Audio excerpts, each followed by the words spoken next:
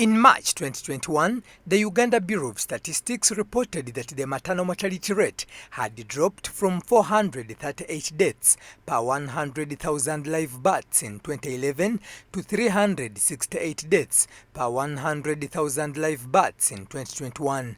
This drop reflects a steady decline which began from the year 2000 onwards. However, maternal mortality rate in Uganda is still far above the global average, which was 152 deaths per 100,000 live births in 2020.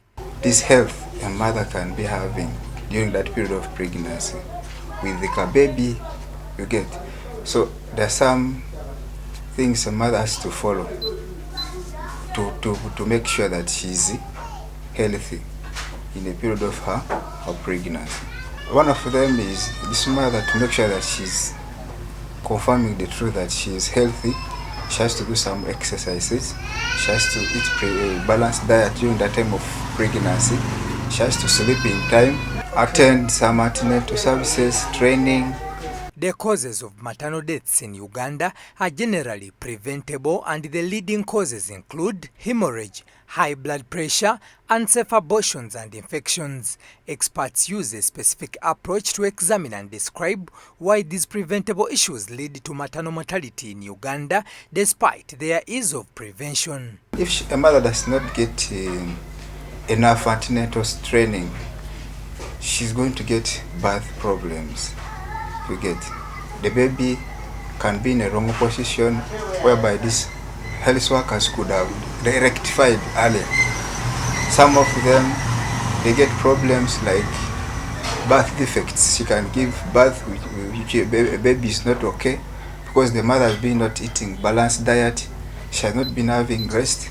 The baby is not mental okay. You get, some of them, the weight for the baby is not normal. They end up producing a premature. We also spoke to Sumaya Nachimuli, the proprietor of Toddler, an organization that fosters safe motherhood, to understand how her organization has impacted the lives of mothers. But maternal health, a topic that makes many uncomfortable, is what Nachimuli finds pride in. We ask why. We started out as any normal shop, but we later integrated to incorporate sexual and reproductive health because we noticed that for most of the mothers that we were serving our products, there was a lack of knowledge on topics that are crucial to improving their quality of life. Topics like the stigma surrounding menstrual care, topics like breastfeeding, topics like postpartum depression. So these are the topics that we sensitize mothers about. On a product level, we sell items that enable them improve their quality of life, but also make better decisions regarding their bodies. Because as a mom, during the trajectory of giving birth and raising your child, it's a very exciting time. But from the statistics we gathered as Toddler, this is also a time where mothers need a lot of information regarding child care. If I may make reference to the different information out there, we know that according to Ministry of Health, there is approximately 2.1 million babies that die on a monthly basis from lack of quality care from the mothers because mothers don't know what to do. And in Uganda, there is approximately 600,000 teenagers between ages 9 to 35 or youth that are sexually active, but they lack contraceptive use. Now, this is a gap that, as Toddler, we are trying to bridge. Maternal health, a topic that makes many uncomfortable, is what Nachimuli finds pride in. We ask why. Through a lot of market research, we noticed that other than just selling baby products and items, there's this other segment of SRH that mothers need. There's this other information that mothers need. And the research is there in Uganda. There's been a lot of cases of, for example, suicide cases because a mom lacks a safe space to get to know about topics surrounding childcare. Like I gave the statistics about children that are dying because mothers don't know what to do. The problem of the stereotypes surrounding sexual and reproductive health topics is broad, not only for mothers, but even down to adolescent girls. There's a lot of stigma surrounding menstrual hygiene. There's a lot of stigma surrounding safe sex. There's a lot of stigma surrounding contraceptive use. There's a lot of stigma surrounding child care, and it translates into so many different causes of death, like abortion, because you don't know what to do, you don't know how to use contraception, you don't know, so when I thought about all these things, I noticed that I want to impact the woman, I want to then impact the child, hence reducing the maternal and neonatal rates in Uganda. For her effort to lift maternal and neonatal health, Nachimuli has won several awards. There is an accelerator program powered by Capital Solutions in partnership with DSW from Germany.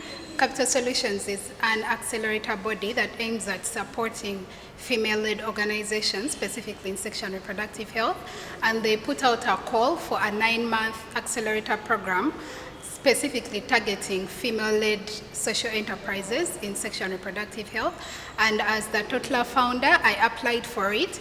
We went through a 9-month intense training on topics surrounding, for example, your business model, your impact, your governance structure, etc. And we were a team of 12 female-led businesses or female enterprises. It was a pitch competition where we had to talk about our impact, our funding ask, but also down to the different initiatives that we had done to curb this stigma surrounding sexual and reproductive health. And after the pitch presentation that was attended by different organizations and representatives from Ministry of Health, Ministry of Gender, and investors, and so many other people, I emerged as a winner.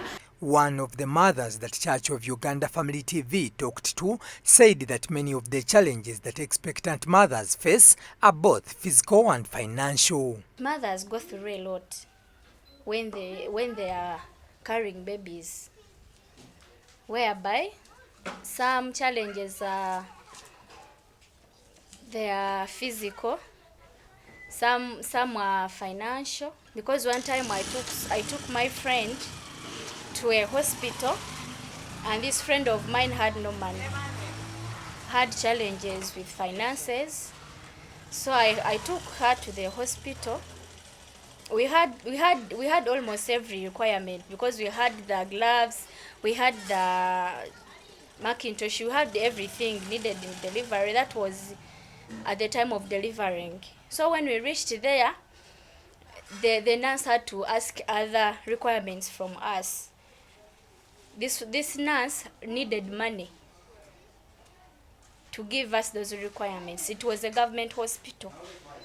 So after checking my friend, they told her that she was going for Caesar. The baby was presenting the first presentation, so she couldn't push this baby. There Isaga came. The doctor, there was an intern doctor. She told us that we had to pay 500,000, whereby we went to this hospital, a government hospital, when we had no money. Because if we had money, we could go to a private hospital. So we ended up like that, and this mother lost the baby. John Jime Musimbi, Church of Uganda Family TV, News at 8.